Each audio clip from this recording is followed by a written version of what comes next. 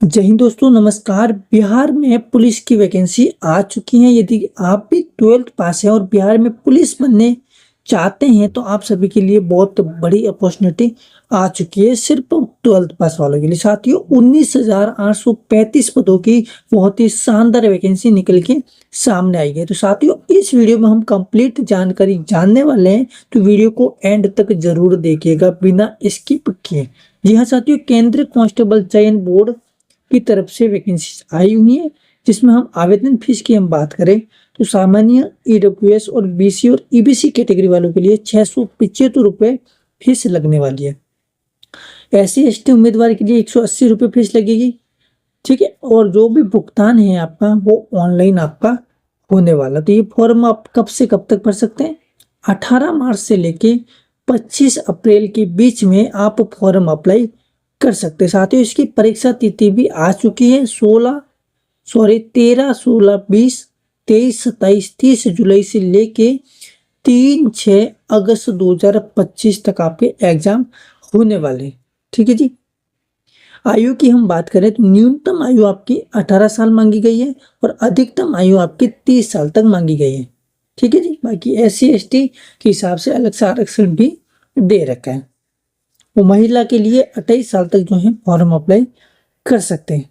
शैक्षणिक योग्यता की हम बात करें तो मान्यता प्राप्त किसी भी बोर्ड से 10+2 परीक्षा उत्तीर्ण होनी बहुत ही जरूरी, मतलब 12th पास होना बहुत ही जरूरी। यदि आप 12th पास है तो फॉर्म अप्लाई कर सकेंगे। ठीक है जी। टोटल पद हमने बता ही दिया है, 19,838 पद की वैकेंसी आ रखी है। पद का नाम है पुलिस कांस्टेबल। ठीक है जी। जिसमें हम बात करें कि कौन कौन सी कैटेगरी में कितने कितने पद है, तो सामान्य कैटेगरी है, जनरल कैटेगरी, उसमें 7,935 पद दे रखे हैं। ईडब्ल्यूएस कैटेगरी की बात करें तो 1983 पद हैं। अनुसूचित जाति के लिए 3174 पद दे रखे हैं। अनुसूचित जनजाति के लिए 199 पद हैं। ईबीसी के लिए 3571 पद दे रखे हैं। और ईसा पूर्व के लिए जो है वो आपके जो है 2381 पद हैं। और बीसी महिला के लिए जो है 595। टोटल पद 19,838 पद आपके दे रखे। ठीक है जी। फिजिकल स्टैंडर्ड की हम बात करें तो पुरुष के लिए जो है 6 मिनट में 1.6 किलोमीटर आपकी रनिंग होगी। 4 फीट आपकी जो है उछाल होने वाली है, जो आपकी छलांग होती है, हाई जंप।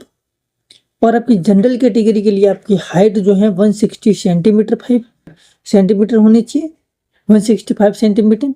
ईबीसी के लिए 160 सेंटीमीटर होनी चाहिए। ठीक है जी। एससी कैटेगरी में आते हैं तो 160 सेंटीमीटर है। गोरखा बटालियन में यदि आते हैं तो 160 सेंटीमीटर है। आपके सीने की हम बात करें तो 86 सेंटीमीटर आपको मांगे गया है जनरल ओबीसी वालों के लिए। ठीक है। SC ST वालों के लिए 84 है। ठीक है जी। भुला के बाकी नॉर्मल आपका 79 तक होएगा तो चल जाएगा। गोला फेंक जिसमें 16 पाउंड आपके होने वाले हैं। ठीक है जी, 16 फीट। जी, महिला की कैटेगरी की बात करें हम तो 5 मिनट में 1 किलोमीटर रनिंग करनी पड़ेगी। 3 फीट आपकी हाई जंप होने वाला है। 155 सेंटीमीटर आपका जो है हाइट होने वाली है। ठीक है। बाकी पाउंड की हम बात करें तो 12 पाउंड आपके जो है होने वाला है। ठीक है जी।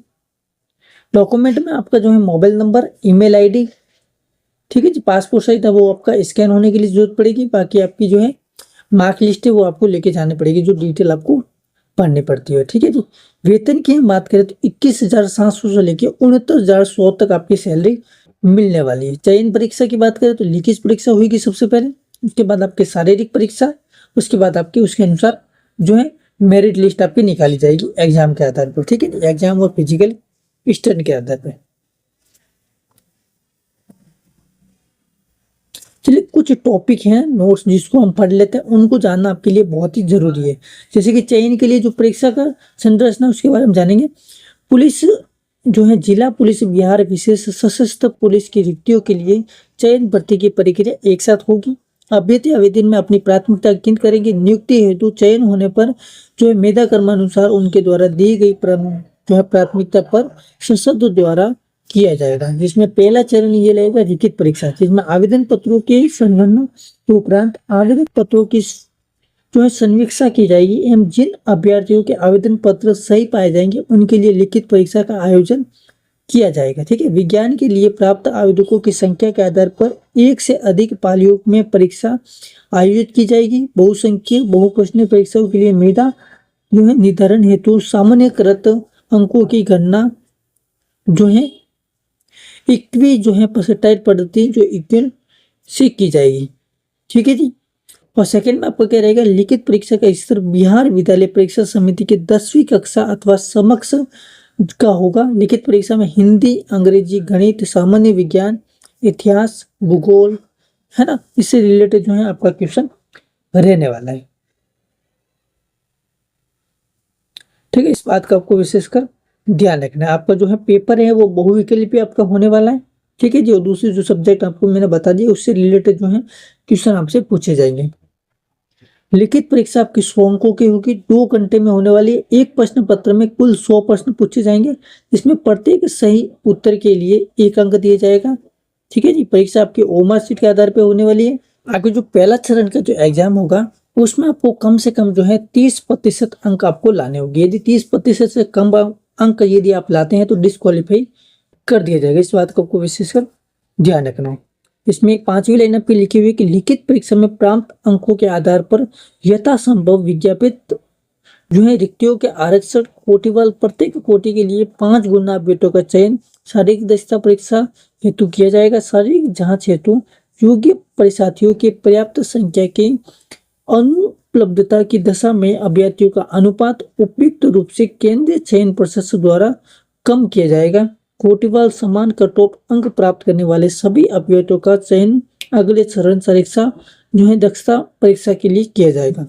ठीक है, जो भी आपके एग्जाम होगा उसमें से जो पास आउट होंगे उसमें से 5 गुना विद्यार्थियों के लिए आपको फिजिकल कराया जाएगा, बाकी आपको डिस्क्वालीफाई कर दिया जाएगा। इस बात का विशेष ध्यान रखना। 30% अंक जो है आपको लाना पड़ेगा। लिखित परीक्षा जो अंतिम मेधा सूची के आधार पर नहीं होगा। लिखित परीक्षा केवल जो है शारीरिक दक्षता की एक क्वालिफिकेशन के आधार पर होने वाली है। जो आपकी लिखित परीक्षा है अंतिम, वो आपकी जो है उसके एग्जाम के आधार पर नहीं होगी, बल्कि आपकी शारीरिक दक्षता है, आपका फिजिकल स्टैंडर्ड, उसके आधार पर जो है आपका अंतिम जो है एग्जाम आप दे पाएंगे। मतलब पहला एग्जाम होने के बाद में आपका फिजिकल होएगा, फिजिकल होने के बाद में आपका लास्ट एग्जाम होने वाला है, मेंस एग्जाम। इस बात का आपको विशेषकर ध्यान रखना। द्वितीय चरण शारीरिक दक्षता जो पीटी है, इसमें हम बात करें तो लिखित परीक्षा के आधार पर पात्र उम्मीदवारों को निर्धारित अनुपात में शारीरिक दक्षता परीक्षण के लिए बुलाया जाएगा। अभ्यर्थियों की शारीरिक दक्षता परीक्षा में सम्मिलित होना एवं इनमें सफल होना अनिवार्य है। ठीक है जी। जो फिजिकल होगा उसमें पास आउट होना बहुत जरूरी है। शारीरिक दक्षता के न्यूनतम निर्धारित मापदंड में कोई छूट अनुमानीय नहीं होगी। जो भी आपका टास्क दिया जाएगा वो समय के आधार पर जो है कंप्लीट पूरा करना पड़ेगा, इसमें अलग से कोई भी आपको छूट नहीं दी जाएगी। ठीक है। महिला अभ्यर्थियों को शारीरिक दक्षता परीक्षा के समय गर्भवती न होने का प्रमाण पत्र घोषित देना अनिवार्य होगा। गर्भवती महिला को शारीरिक दक्षता परीक्षा में भाग लेने की अनुमति नहीं है। मतलब इसका जांच पत्र भी आपको देना पड़ेगा कि आप गर्भवती नहीं है, जो भी आपकी प्रेगनेंसी होती है वो नहीं है ना।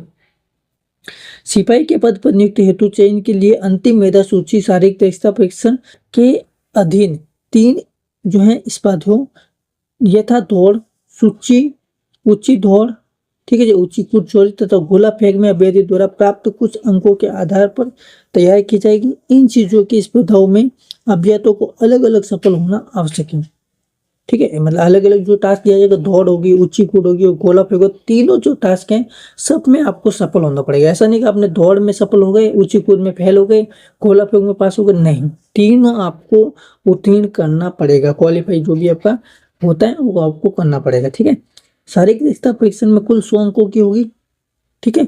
ऊंचाई एवं सीना वजन की माप की जाएगी और इसके लिए कोई अंक देय नहीं होगा, परंतु विविध अर्थ पूरी तरह नहीं करने वाले अभ्यर्थियों को असफल घोषित किया जाएगा। ठीक है। टास्क सारा पूरा करना पड़ेगा और 100 नंबर का आपका होने वाला, लेकिन ये नंबर आपके जो है मेरिट लिस्ट में आपने नहीं जुड़ेंगे। ठीक है।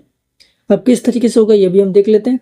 दौड़, जो आपको 50 अंक दिए जाएंगे दौड़ के लिए। 5 मिनट से कम यदि आप जो है 1.6 किलोमीटर यदि आप तय करते हैं तो आप 50 अंक मिलेंगे।